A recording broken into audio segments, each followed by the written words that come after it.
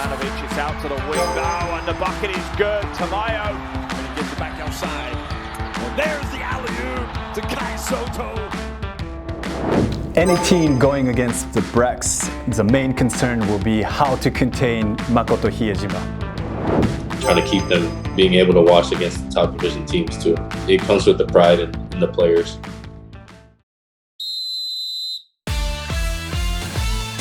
B.LEAGUE. Another exciting month of flair and sizzle from the B.LEAGUE action. Hey guys, it's your host Chris Sasaki, and it's a brand new episode of Meet B.LEAGUE. And to start things off, I know you already heard this news. Two young kings from the Philippines are joining the B.LEAGUE. Kai Soto is a versatile lefty big with the size of 220 centimeters. He can run the floor, set screens, and dive to the basket, finish with a vicious dunk, but also can knock down some three-pointers. The Dragonfly's GM said in his statement that adding Soto will fill the team's need in rebounding. I expect nothing less.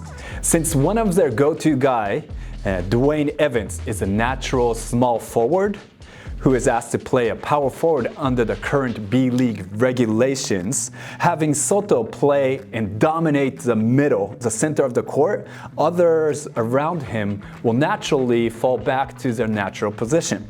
I think this is a huge enhancement in how they play. But there's one concern. I would like to see them in an actual game before I really understand their spacing on offense. The floor might be crammed a little bit more, giving them less spacing to dribble, attack, and penetrate. So this is something to look for.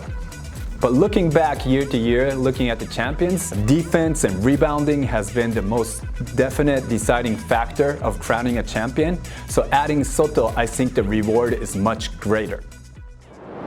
And guys, I'm also very excited that Carl Tamayo chose to play in the B.LEAGUE.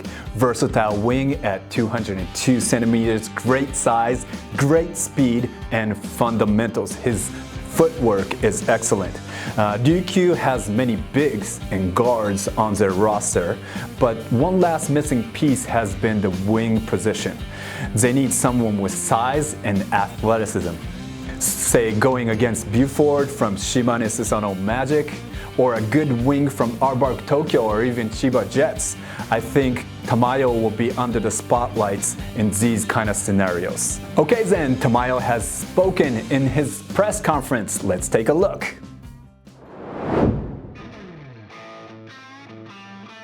Hello, first of all, thank you for coming. Good afternoon, everyone. Of course, I'm very happy to be part of this great organization. Thanks for our head coach and our manager.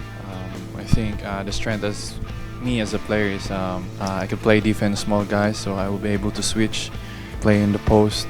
I could shoot from range, and I think those are the strengths that I have. Players in B.LEAGUE, the Philippines B.LEAGUE are my friends. They were my teammates in national team, so we talk a lot about the league, the teams, and they advise me. I think Kiefer Ravenna is the one who talked to me a lot, advised me about the league, about the culture in Japan.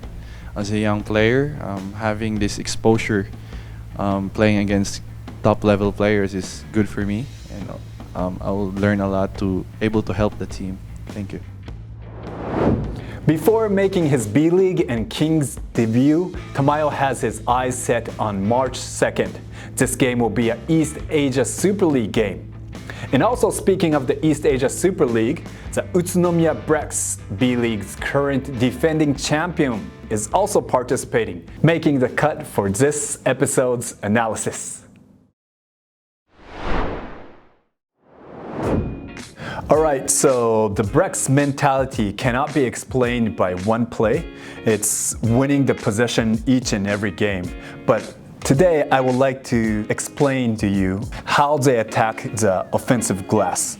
The bigs dive really hard, there's a shot, but also you can see how many blue jerseys crash the board and try to get the offensive rebounds. As you know, the benefits of getting offensive rebounds is getting another chance to shoot the ball. Here, they score on a second chance opportunity.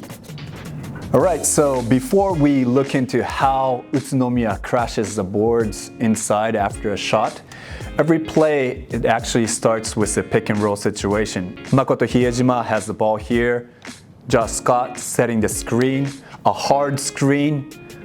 A lot of the opponents are switching this. Hiejima being guarded by a big, giving Scott an inside position, a direct line to dive into the paint.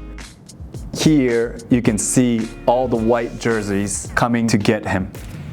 That leaves Ikaruga wide open, giving them a good quality look, but also look who has to box out Scott at this situation.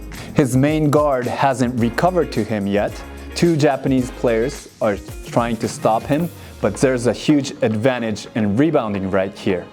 Also, this player would relocate this way, giving Fotu a direct line to crash the boards from the corner.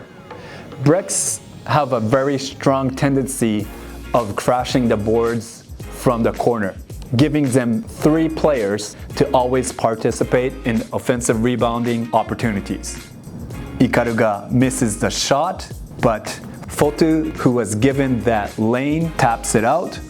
Ikaruga receives it, they reset. Hiejima calls for a ball screen, another inside position switch, taking a smaller man inside, getting this much attention, another open three-point shot. That counts as a second chance opportunity. This is another scene showing how the opponents are trying to guard their pick and roll, and also how difficult it is to box out Scott. Fotu tips it in by himself. First, I would like to point out Fotu, who tips in the basket, is currently holding the ball right here. He's going to go into a handoff action and screening right away. Both Scott and Fotu, they're great screeners, hitting it hard, leaving the opponent no other option but to switch. Ikaruga penetrating the middle, and right here there's a smaller Japanese defending Fotu.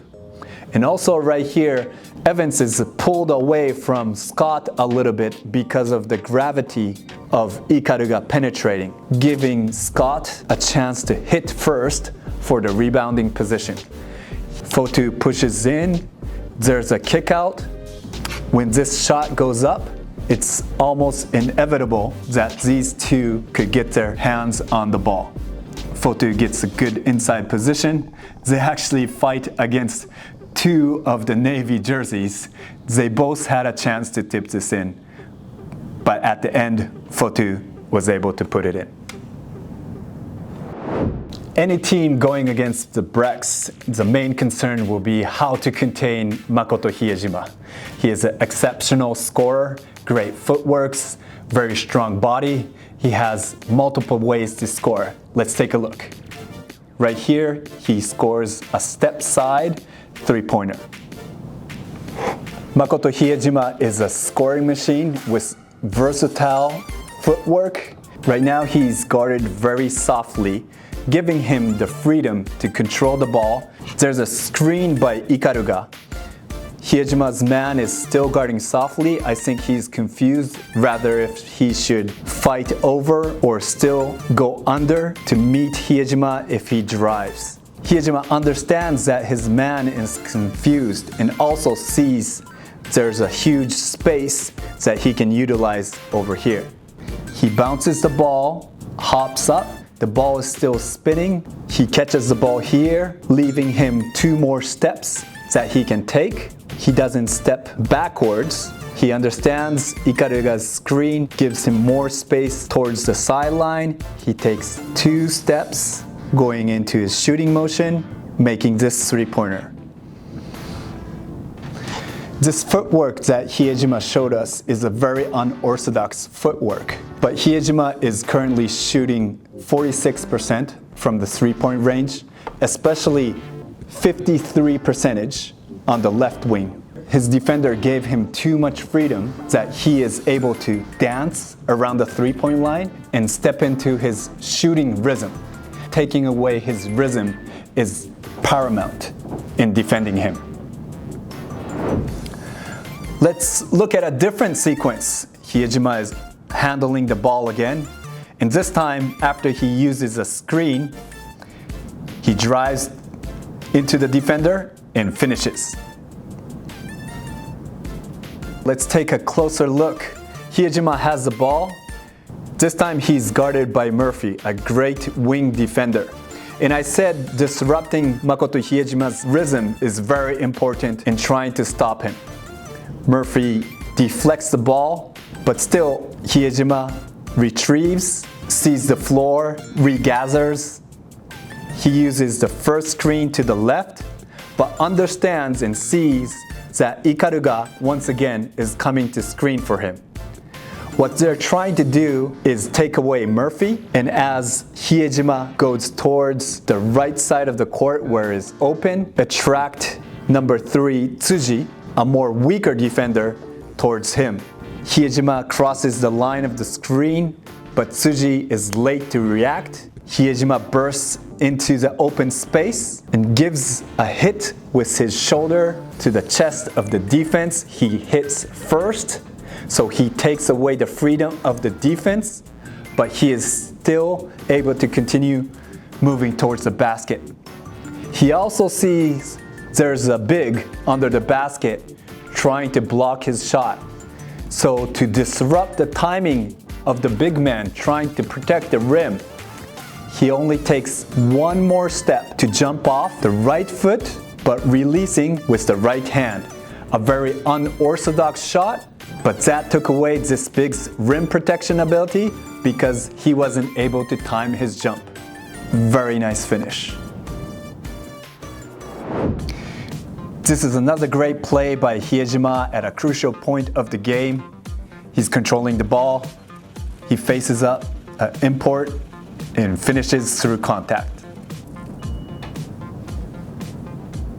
Hiejima is controlling the ball. It's a 6-point game.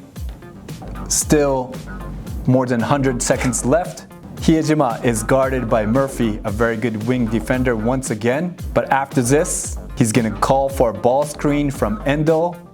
Once again targeting Tsuji, trying to switch up the matchup. Tsuji is hesitant, but he understands he has to go for Hiejima. But there's a second screen by Fotu. This catches Tsuji off guard. Hiejima, it's almost like a walk in a park. His rhythm is unrattled. His footwork from here is exceptional. There's an import foreign player, a much bigger and stronger player, trying to guard Hiejima now. He bounces the ball once, measuring the distance against his man, kind of freezes his man with this dribble by not letting him know what Makoto really wants to do. Makoto hops back, left foot planted. Evans leans in. He wants to take away the step back shot. By planting this left foot, he is able to push off. He beats Evans with this next first step. There's a direct line to the basket, but Makoto feels this isn't enough.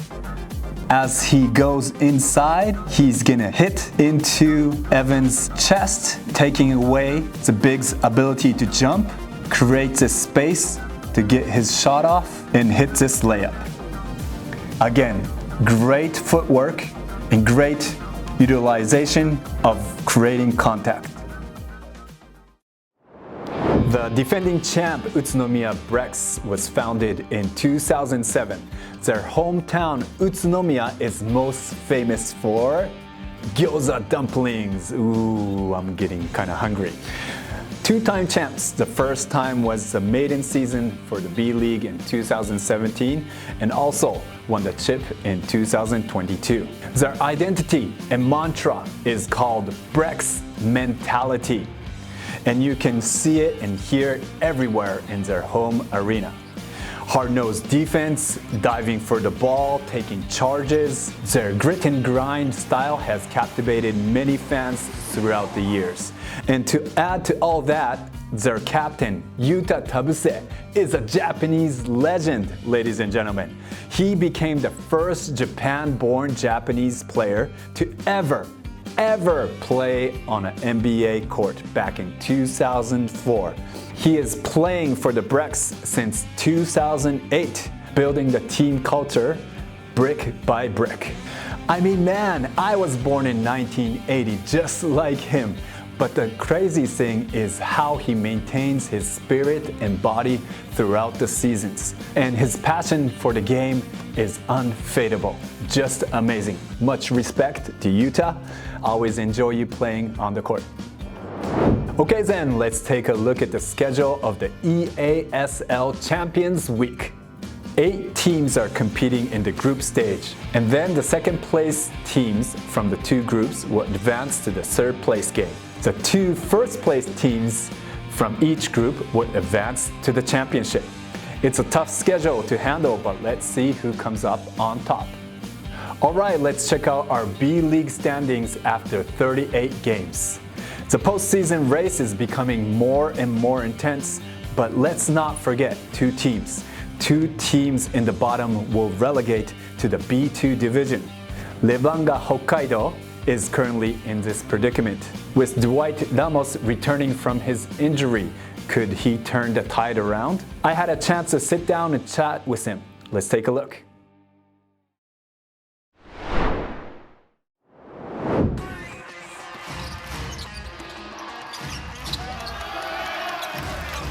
(77 対64) レバンガ北海道連敗脱出。そして小野寺ヘッドコーチ代行の初勝利。ちょっと目頭は隠しています。Yeah, I think it was big to get the first win against the last champion, the Utsunomiya BTALKS. It was a big confidence boost for us that we were able to win against a good team like that. You know, we all loved our head coach. He's not with us with the team anymore, but you know, we were all sad about it. But of course, the season goes on and we have to move forward. And so I think it was good that we were able to do that and win the next weekend with our new head coach. We built a pretty good relationship with all the coaches, and I just try and follow the game plan with whatever he comes up with for each weekend. Could you kind of revisit going back to the beginning of the season? What has the team asked you to do? It's definitely play defense and rebound, because those are a couple things that are weaknesses in our team. A lot of times I'm asked to guard if the other team has an import player that's like a forward guard type of player. That's usually my assignment. And of course rebounding, because definitely in the games that we lose, the other team usually has a lot of offensive rebounds, second chance points. And so focusing on that and like limiting the numbers there, it puts us in a better position to win the game. Nice look inside. Ramos kissing it off the glass. There's still a lot of fight, and Dwight Ramos is hurt. As soon as I stand up, I start like, you know, I'll probably hurt the team more than help right now. So my job outside the court was just to get fully recovered enough to play and enough to help the team. It was so hard to watch because I just want to be out there and try and help in whatever way I can. But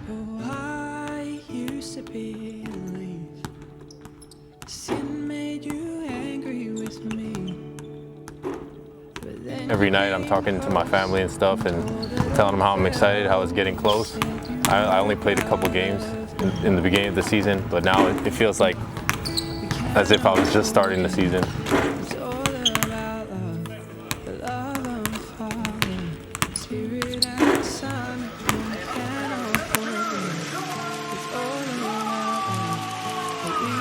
So Dwight Ramos coming into the game for the first time today.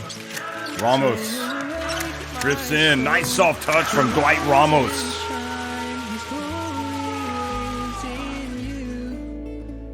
The story of my Jesus Christ. Poor pass. Another steal for Dwight. Dwight with another steal. That's his third. Murphy inside with a big slam. For me, personally, as long as I'm allowed to roam out there and use my instincts, then I'm able to get more steals and stuff. It's a little bit of a gamble, but I just feel like the instincts that I've built over the years playing and stuff is just it's something I became good at. It's just anticipating plays and passes. A lot of it is in the mindset, just saying this guy in front of me is not going to score. I'm going to stop him, and I think I made a big jump on defense this year, and just being more physical.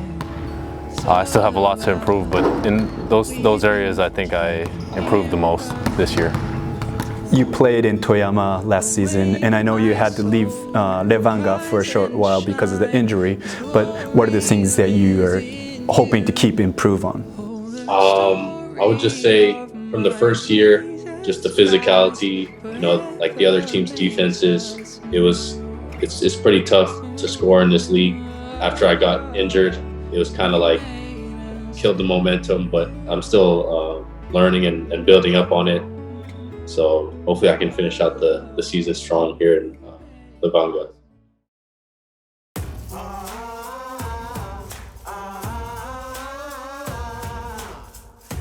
To avoid Levanger from going down to the second division, what is the most important thing pushing through the rest of the season for your team? Definitely there's only about a third of the games left in the season. There's a lot of games that are very winnable games, and try and steal some of the games from some of the top teams. They have like more discipline, and they're kind of they found their identity, like who they want to go to. Like they know what they need to go to each game, and they do it. Sapporo is a really nice city. The fans there's a lot of fans every time I come to the games. They're always supporting us. When I walk around, waving to them, they're all waving the towels. It feels good to have like a good support behind the team. I'm sure the fans would be disappointed if we went to Division 2 and had to work our way back up. So I'm kind of just playing for them and trying to keep them being able to watch against the top division teams too. It comes with the pride in the players. As you can see, I had a great time chopping it up with Levanger Hokkaido's Dwight Ramos. Very cool, calm demeanor, but yet insightful. I hope he has a great show in the national team competition and comes back stronger than ever for the rest of the season. So hey, we're coming close to the end of our program. I just want to point out that the first game for Soto and Tamayo is coming up on March 8th. Everybody, let's circle the calendar, and I hope you tune in. Cool, I hope you enjoyed this episode of Meet B.LEAGUE. I'll see you again in a month. Deuce!